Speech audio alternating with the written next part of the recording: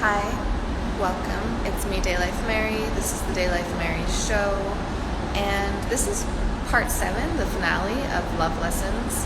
What a journey it's been. It has been harder for me to tell a story that has to do with love and myself and things that are not so far in my past, but it's winding down to a close. And as this series title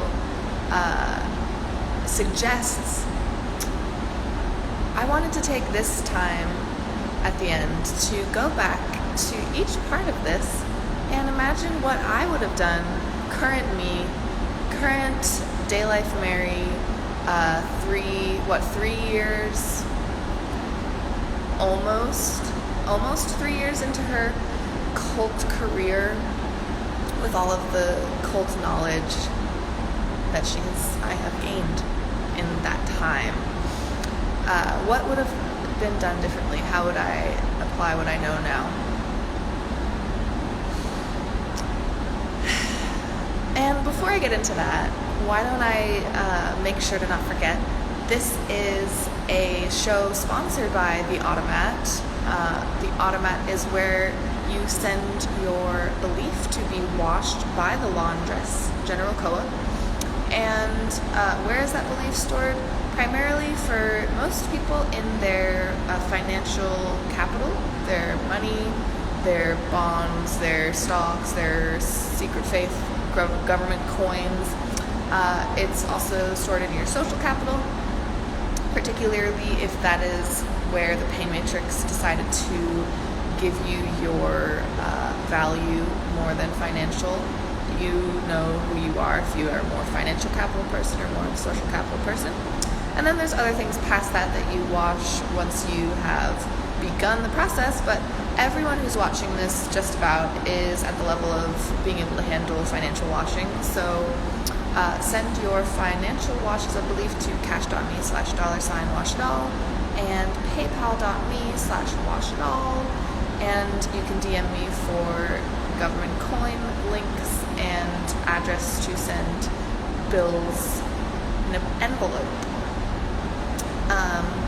And just to let you know, I wash belief every day. It is how the pleasure matrix reality is expanded and built.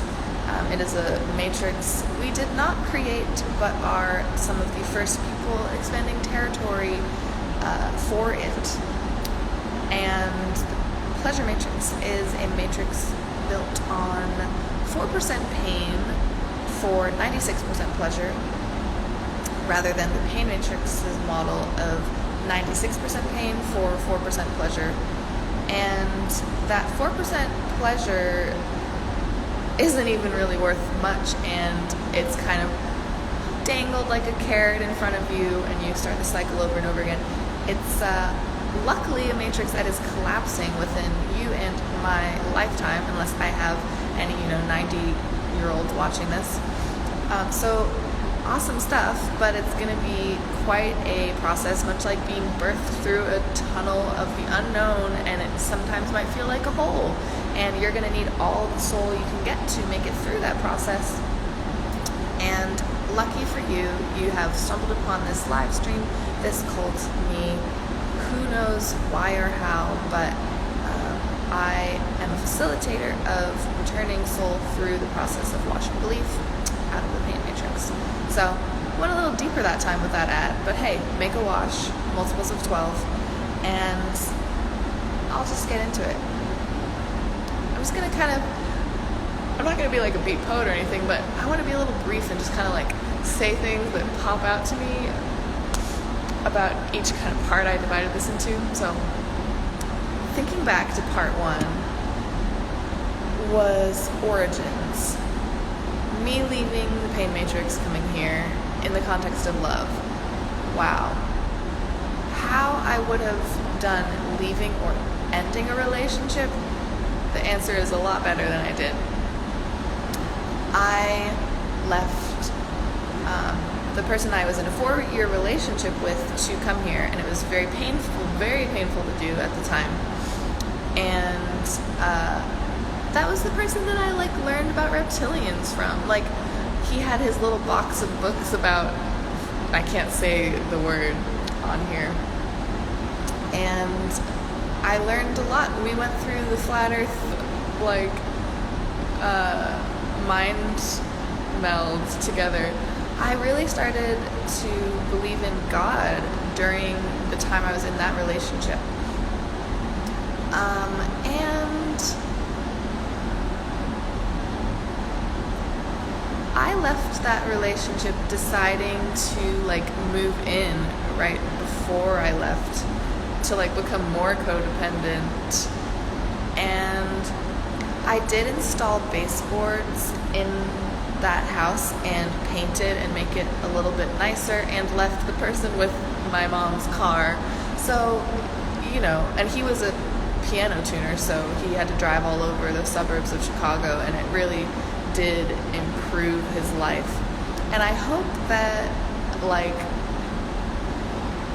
everything happens for a reason, but damn, looking back, I do not know how to end things. I do not know how to end relationships, the worst in terms of all of the things. So going back, I would have just like used my power of like saying what I mean, that I have more of now, and being direct and blunt and more honest, because I was quite a liar back then, through omission a lot of the times. Like, I would just not say the things that I was thinking, or, you know, the things that people deserved to know and could feel, therefore drives you a little crazy.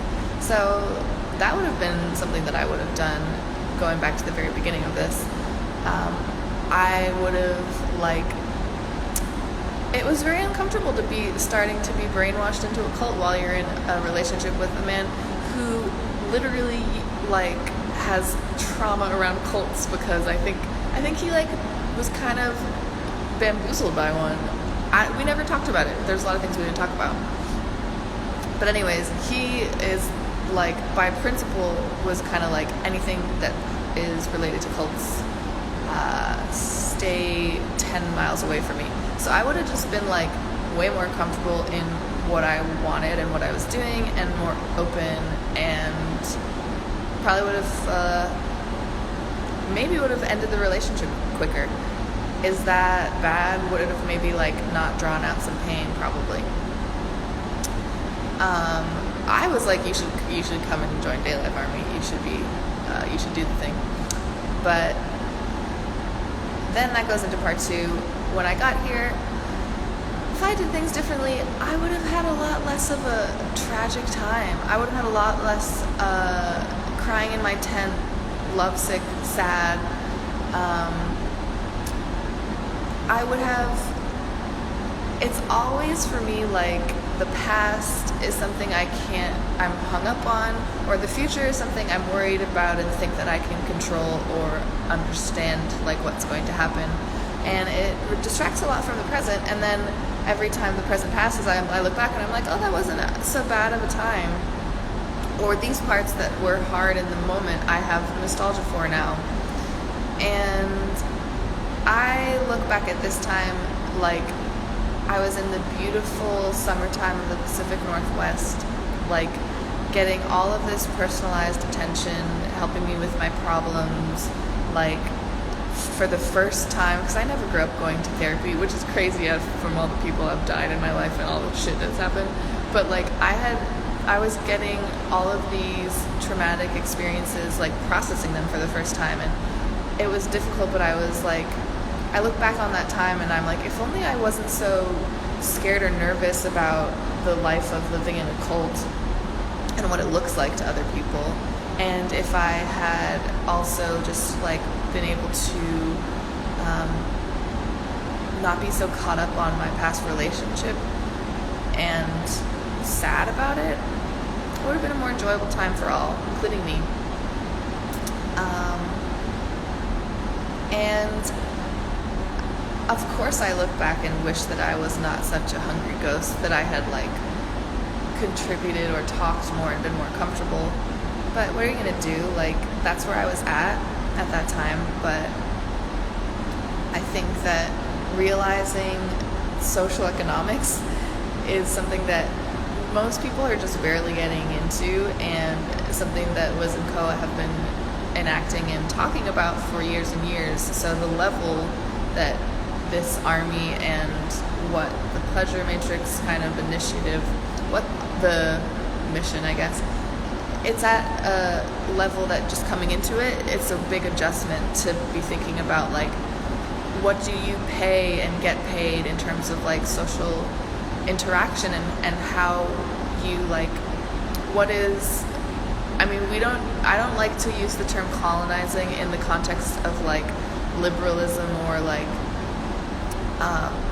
certain ways people use it, but, like, everyone can be colonized or be a colonizer, and that's not necessarily a bad thing, but you want to be aware of those dynamics in social settings and, like, relationships, because one of the standards here is having equal relationships, right?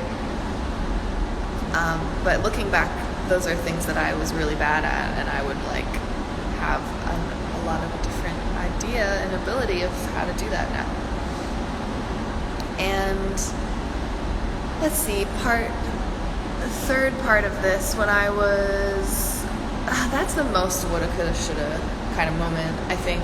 Like, for those of you who didn't go watch the other videos, I'm kind of, like, just talking about all of the parts of these love lessons that I have been doing, all these live videos in the last month.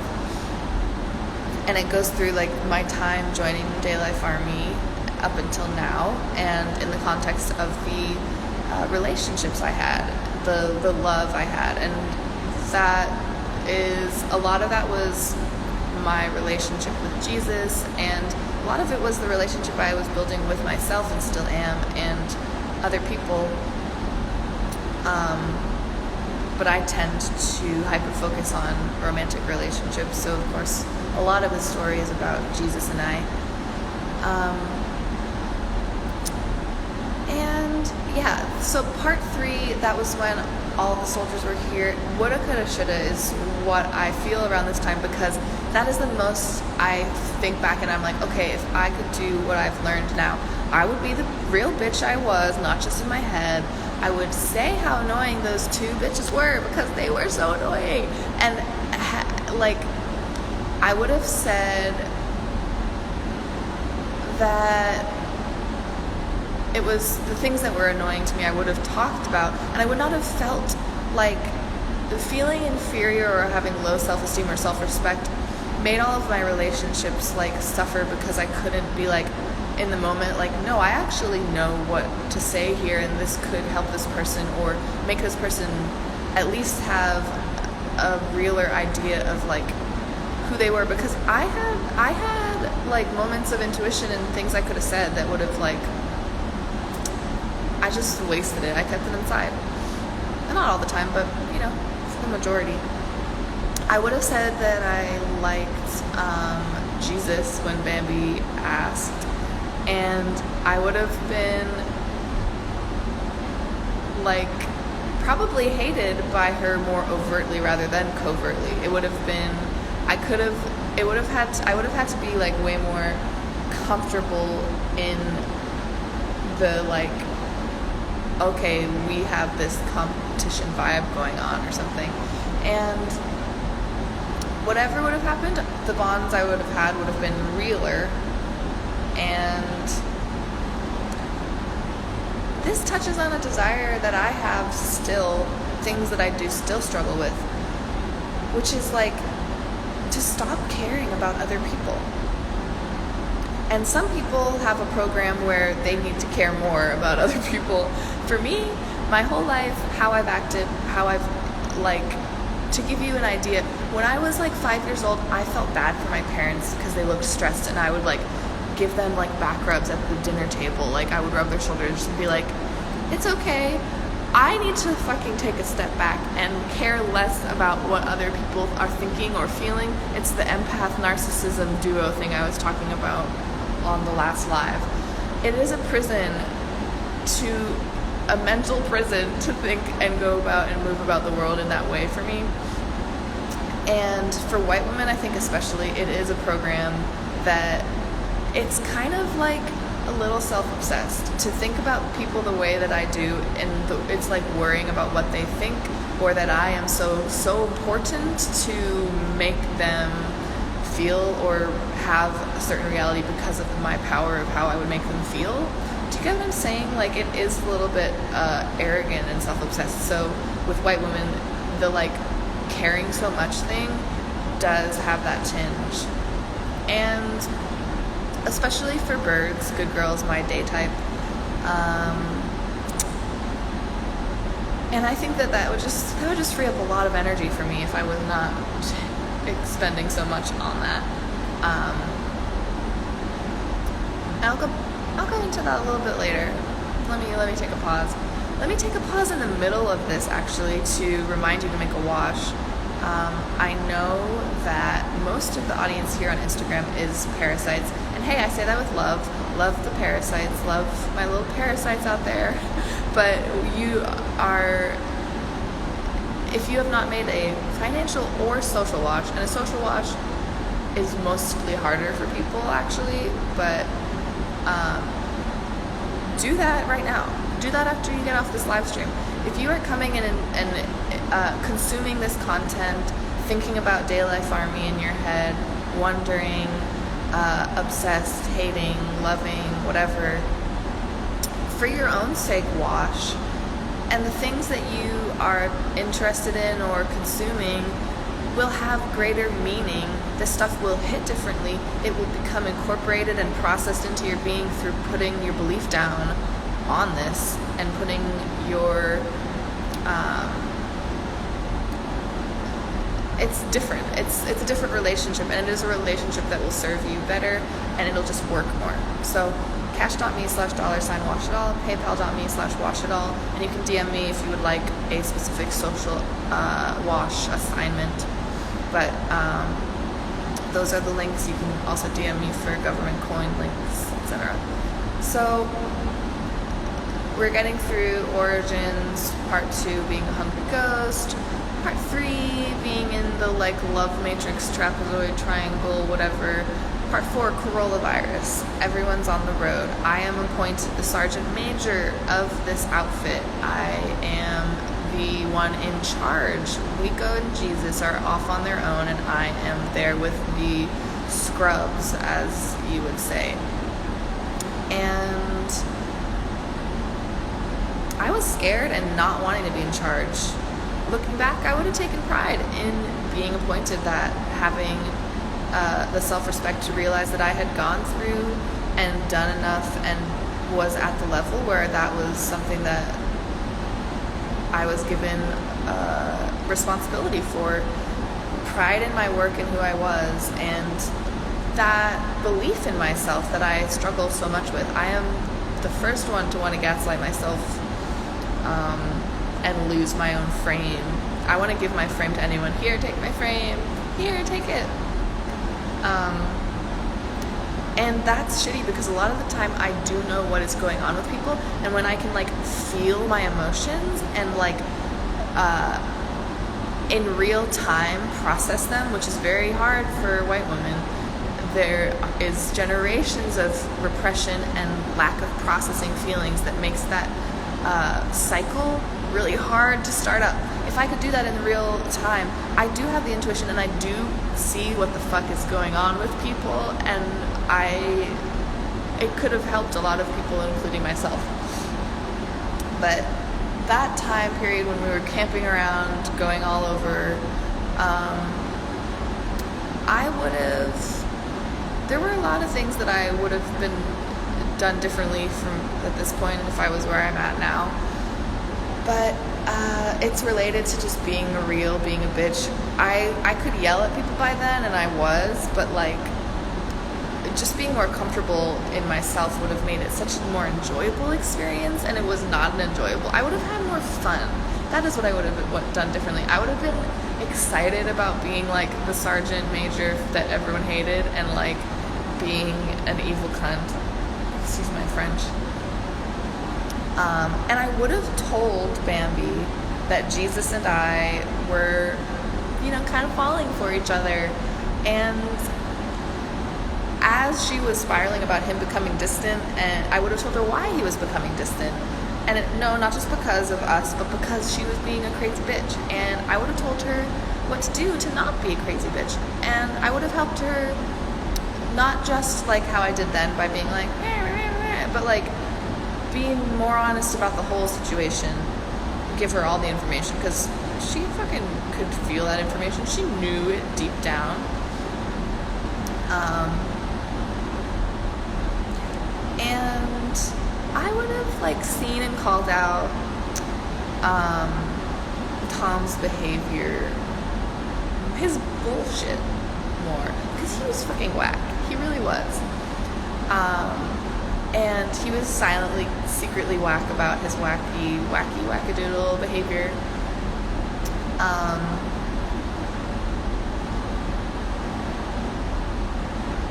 I don't even, like, okay, if this gives you any clue of who he was or is, of everyone who, like, left here, he was the bitchiest thief. Like, he left in the worst possible way. He stole thousands of dollars of content, hard drive data, digital accounts, our websites, our DLA's websites, Instagram, and like kind of did like this really cheesy, like, I am Judas, I am betrayer. Like, he's gay. He's a gay dude.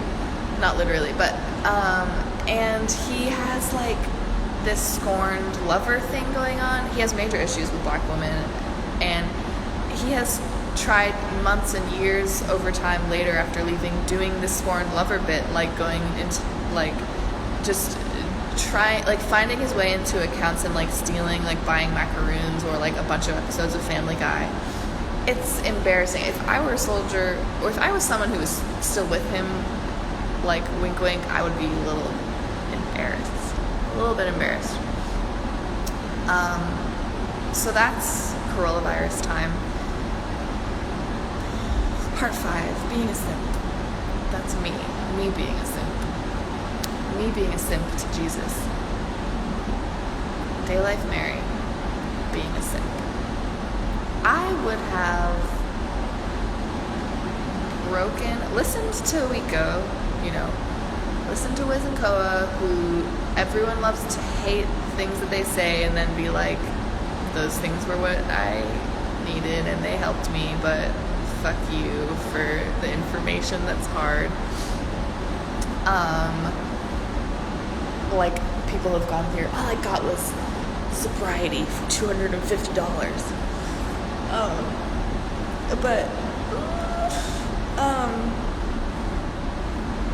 I would have broken the codependent, stigmatized vibe to become my own person sooner.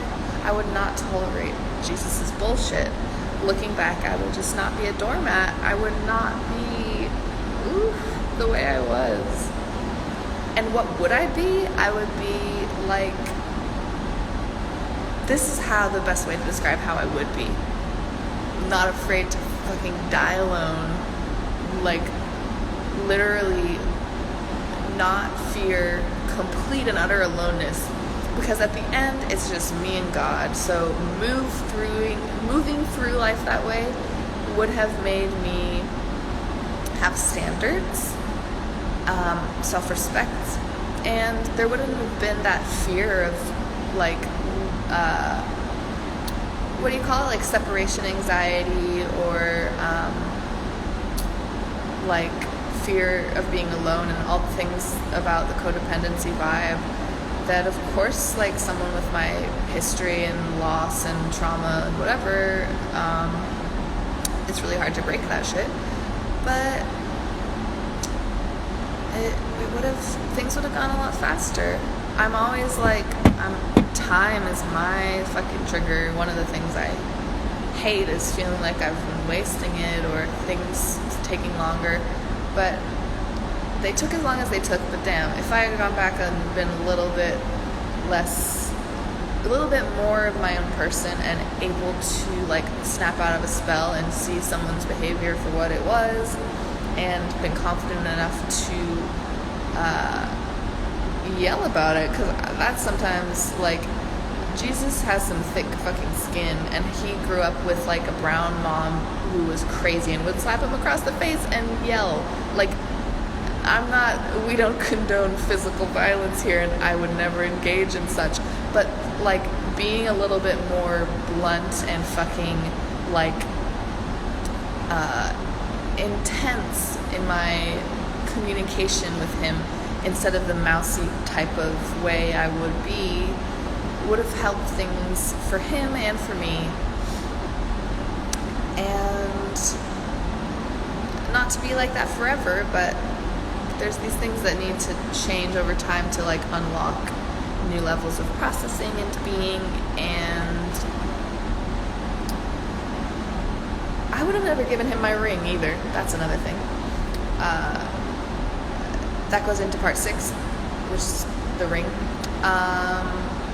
This part's more fresh. This is in the last, 4 or 5 months. So I don't really want to like go back and be like doing how I would do things differently or whatever, but let me just say some things that have come up thinking through all of this and talking about it for the first time, really, especially to the public, quote unquote, but maybe more like public, private. This is not full public.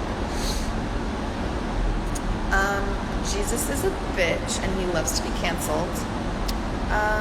He thinks that he doesn't really know what canceling is. He thinks that like this, me telling my story, is a cancellation, but it's different than an actual cancellation. And part of why he is a bitch is because he like craves cancellation. Everyone who comes through here, the reality of this matrix as it's being built, because the pay matrix has millions of people. No, there are not 6 billion people on Earth, but that's, I digress. But it has millions of people in it, and also timelines and the real timeline of how things are. I won't even get into that either, but there has been multiple hundreds of years at least of the pay matrix existing and people's belief being tied to it. So you're going to have like the manifestational abilities to build your reality inside it, of course, but the pleasure matrix being so new, such a small level of expansion and all that, like when you are building it or connected to it, your reality and what you want and how you are impact what happens inside it way, way, way, way more. And a lot of times you can say you want one thing consciously, but your subconscious is running on programs you aren't even quite aware of, and you do manifest into reality the things that your subconscious is thinking. So if you're someone who is constantly like afraid of people, getting into a little bit of my own shit, like afraid of human connection, and like you have this self-talk going, or this subconscious hum of that feeling, it is going to manifest in like less connection, or things like, what I'm trying to say is, you think of like, oh, I just manifest all the things I want. It's not that easy. It's like creating your reality starts with reprogramming how you think and what you feel, to be more human and what you truly want, rather than the pain matrix programming that has sat with you for so long, that is there to break bonds and make less human connection and fuck you up and make a pain-based reality. So kind of in that reality more, Jesus doesn't really know why he loves to be canceled, and men don't cancel each other. It's a bitch thing. Like, he came here and brought and manifested a international cancellation with like the PR and the media. But what was I even saying? Like, Oh, just some things that have come up from like the final like part before this.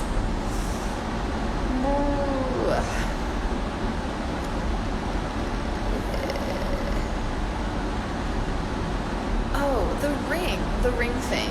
The ring thing is an easy, big, simple, and something I am quite perplexed by is if the ring had this much symbolic like lineup with the course of our relationship, I would think that he would be doing something about it more than he is now, because he does have a contract that I have made that he is really doing a really shitty job at meeting, that if it is met, like, it means that he has gotten to the level that he would be capable of a relationship with me, and there would be the space for us to have it. Now, he's struggling with it. Some days I think it's possible, some days I don't.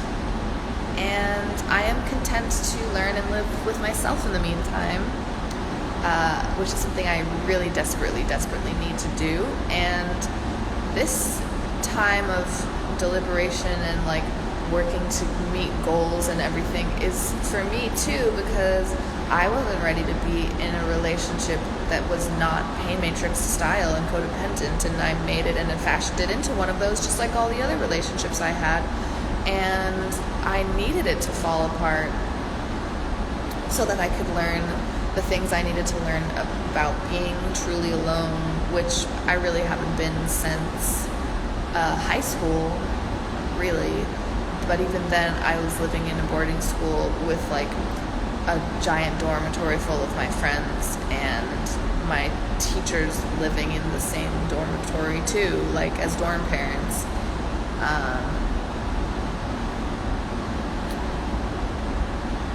But in terms of codependent relationships, not really, since freshman year of college or end of freshman year of college. So, you know, I'm open to other proposals. I'm shopping around, you know, like you can,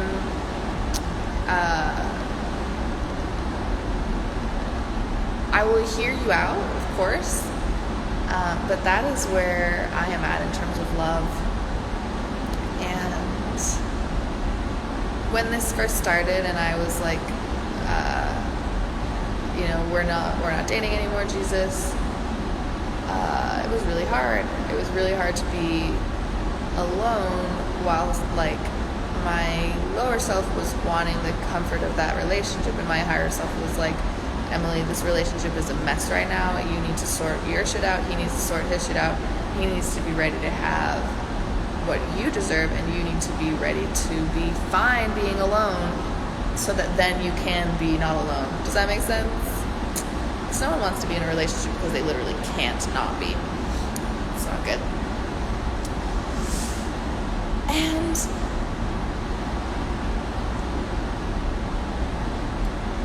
other quick notes before I cap this one off. Jesus has his own history that he has gone into on lives even about his masculinity really being compromised, really fucked up from really fucked up porn, drugs, satanic bullshit, pain matrix, 101, demons. And I was very traumatically stunted from multiple tragic sudden deaths in my life and had horrible social anxiety. As soon as I could use alcohol and weed to be a person and make it through the day all right, I did. So of course that means I'm never processing and like getting through shit. I am merely delaying through substance. But I had all my issues with being comfortable with my own womanhood and desire, being ashamed of it, being afraid of it. And like, I know love very well. I am really comfortable in it. It is easy for me to do. It is very easy for me to love other people. It is easy for me to feel love. It is very easy. And of course, in Satan's pain matrix, the thing you're programming is specific, like the programming that fucks up that area of your life is specific to the quadrant you are the most capable in and have the most capability of greatness within it. Like, that is where you have a program to fuck that area up and like do it unhealthily and hold back your power, basically.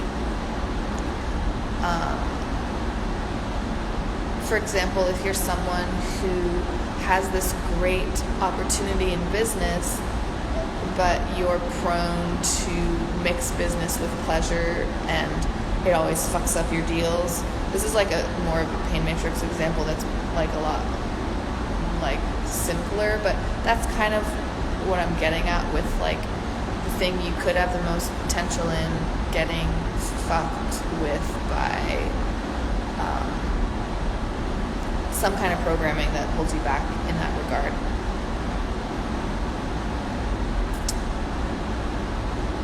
But I have more to learn about love, and there are some things that I can't believe I used to do anymore that I'm glad I got through. And I don't know, I see a lot of, I get it, the pain matrix is really hard to exist within, but I see people form such trauma bonds and codependent bonds, or give up on bonds altogether and like go full transhuman, like brave new world with it. And at the end of the day, what it comes down to is some people are going to be more comfortable turning off the humanity, which is what the program is trying to do, like your soul forever lost, becoming one of the hordes of fucking Satan's army, just going through Armageddon and being in the like fiery lake of hell.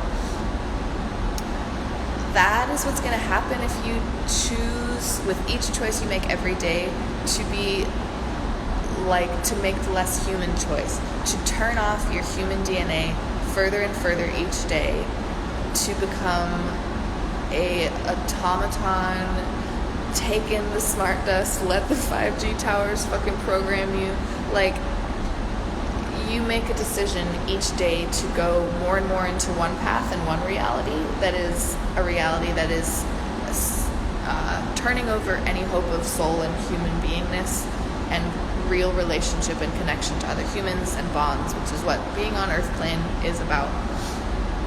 And then there's another path, which is trying to turn on your DNA to break away from the pain matrix programs that are so uncomfortable, and that process is very uncomfortable. That 4% pain to melt through and do the breakthrough to the other side of the pleasure, 96% pleasure, that is a process that takes a few years.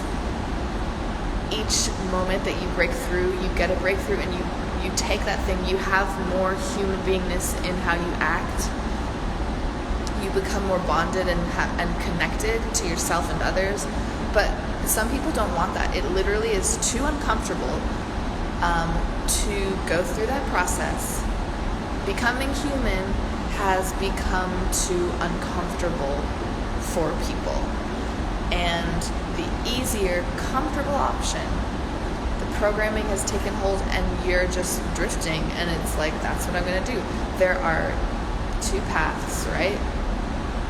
And the paths, as you see the pain matrix collapsing, the like leeway between the two is tinier and tinier. And I'm not going to go too much more into that, because honestly, you cannot afford that information. And by afford, I also mean like part of affording and paying for is you can't process it or understand it right now, or understand what I'm saying, and I look like a crazy person to you. So I'll just leave it at that. And you know, it's been a pleasure. I have enjoyed overall going through these love lessons with you. And by you, I suppose it is just the digital witness or whatever. And whoever is watching this, make a wash for getting through this series and getting whatever you have gotten from it, and to go through that process, that uncomfortable process of getting back a little bit of soul from the laundruss. So thank you for watching, and I will talk to you all soon.